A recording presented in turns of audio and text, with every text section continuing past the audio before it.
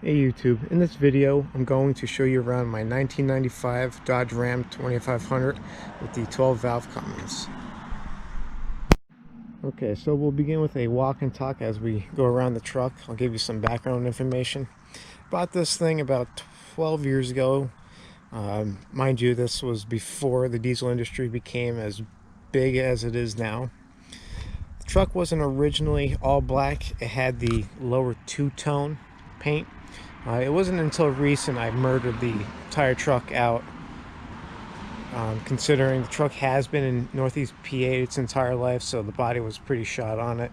And this past summer I pretty much did new fenders, doors, bed, hood, grill, pretty much in cab corners, a little bit in the in cab as well, floor wise, and front bumper, grill, you name it. Pretty much went through the works. Unfortunately, I did not have a camera at the time and didn't record any of that. I do regret that. I've been kicking myself ever since. So figured I'd buy a camera and start bringing you guys along with this build of mine. I did end up going with the 99 to 01 sport, factory sport look of this for this truck. You can see the paint match grille, sport bumper. I did some paint match fender flares, stubby antenna, chrome mirror caps, newer Cummins emblems on the doors, nice chrome window trim, door handles, tailgate handle as well.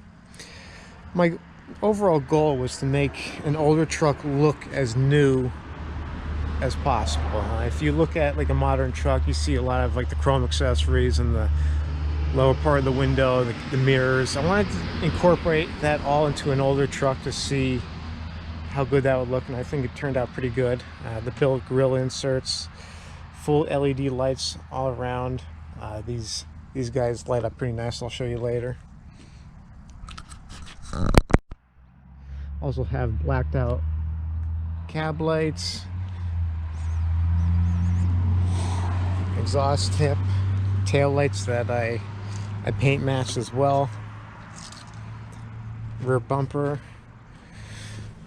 This is a Kurt Extra Duty Category 5 hitch that I got a great deal on during Father's Day. I had a nice coupon. I got like $74 off. Locking fuel door cap here. That's one of my first purchases on any vehicle.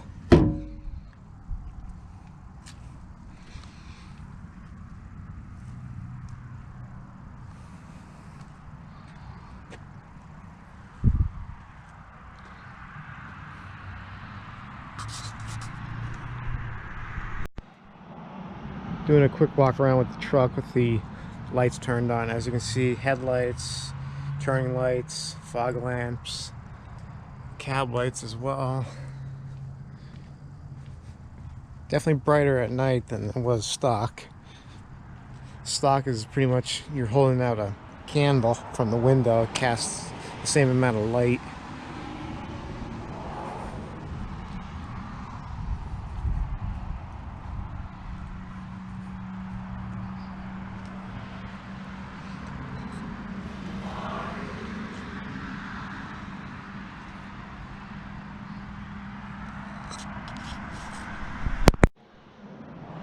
Looking at the wheel and tire package here, we have red dirt roads. I forget what model they are. I will include in the description below, but they're wrapped in Terra Grappler G2s from Nitto. There are 305 65 R18s. These have about 5,000 miles on them. I've run them all on my trucks. Many years I had the first generation style of this tire. Positive results, very long lasting. I do rotate these every oil change, which usually 3,500 to 5,500 miles. They do offer a little bit of a wide, stance per se, but again, it keeps it within the fender flares. These are street style so they really don't go out too far. And I like the side of my truck's paint too much for rock chips from, you know, 20 wides or 12 wides or 14 wides, whatever you call it these days. Suspension wise, it's pretty close to stock. I have 2-inch hell-bent steel spacers out front, and around the truck I have Skyjacker Hydro 7000 dampeners. The previous owner had the front coils and the rear leaf stretched from a local place in town. It does give the truck more of a taller stance than compared to most pickup trucks, 3/4 tons, 1 tons. So it does sit at a pretty good height. Other than that, it's stock. All right, going underneath the truck, I have these, I forget who they're from, Power Driven Diesel. My apologies. Yeah, Power Driven Diesel's website. They're the hose lines for these trucks, for the transmission lines. You know, the good fittings, the 8N, AN, whatever they're called, quick fittings. You don't have to worry about them popping off like those garbage stock ones do. As you can see, nice and clean, great install. I do have a Power Master starter in here, Ultra Duty. I don't know if the camera's going to pick that up or not, but we'll talk about fast starting. Exhaust wise, I have a 4-inch Bully Dog from back in the day. It goes all the way to a resonator, to a 6-inch tip from MBRP. I went with a resonator versus a muffler. The muffler just wasn't cut it with the in-cab drone this thing has. I do understand how much horsepower this is robbing from me, but I could live with it. I could hold a conversation outside, you know, standing outside the truck. And when towing a trailer, it's, you know, it's actually bearable inside the cab. The truck does have a mag high-tech diff pan in the back for the Dana 70 rear axle. Alright, from the inside, it's pretty much stock. Just factory options include the Infinity tweeters. I have power seats. Let me jump up. I have this thing, that auto dimmer, compass, temperature. Nothing else stands out at the moment. Got a trailer brake controller. These are Husky liner floor mats. Cup holders from Gino's Garage. Love that website. Dash mat for the, I'm not even going to show you what the dash looks like. Well, I can't even say dash because there isn't one there.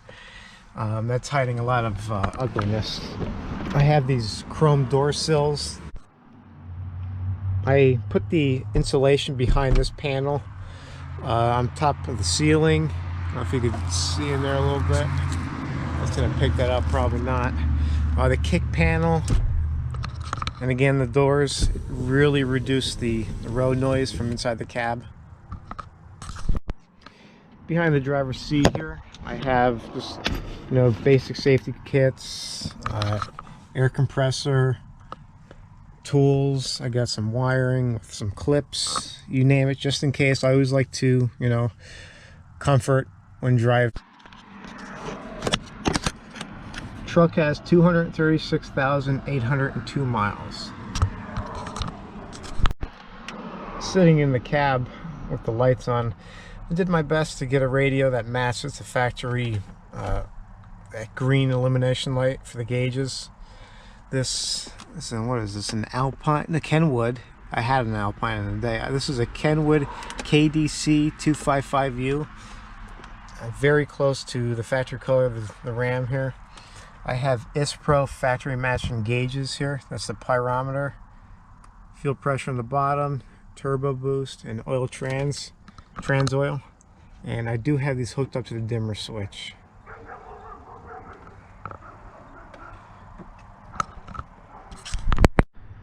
There's a view of the interior from the passenger side.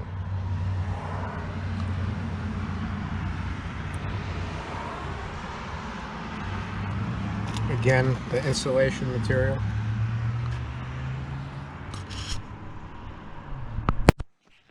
Looking at my factory equipment identification tag here.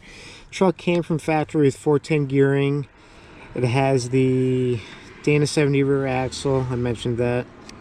And it has the heavy duty 241 HD transfer case with the limited slip differential. Always need to look at these and the codes. All of my books for all the maintenance records since day one. Somewhere in this one I have actually the first wash to how much I was paying for fuel at the time. But every little thing I do to this truck, I documented it, and I have, like I said, I've owned this thing for about 12 years. I have 12 years of full documentation. Also in the glove box here, I have some spare parts like fuses, resistors for the transmission, just in case that comes off. By the way, I have a video in my my bio for resistor mod for these 47R8 transmissions. Power plant wise, it has the the 12 valve Cummins, the 160 P7100 pump. The camera's probably going to make this color. It's actually this gold, but for some reason over time from the cleaning products and the wear and tear from the heat, it's going to make it more of a yellow look to it. But it is more gold in person. I have a intake there.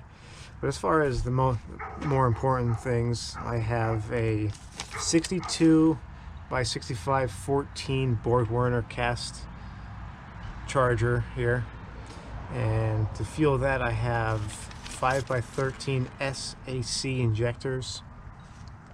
I wanted the SAC injectors because it offers more of a crisp cold start than the stock VCOs. The SACs unfortunately do tend to haze at idle a bit more than the VCOs do. Something to maybe I'll change down the road. I have a 100 number fuel plate inside the AFC that I've tuned. I couldn't tell you how many times. I did all the modifications from the washers to star wheel, smoke screw, whatnot. I have it to where I want it. Very minimal smoke. Great temperatures, great boost. I'm trying to think what else. I have 4K governor spring kits with the pack brakes, 60-pound valve springs with 16-degree timing, and a little modification that really went far away was the Torque Tech overflow adjustment valve right here.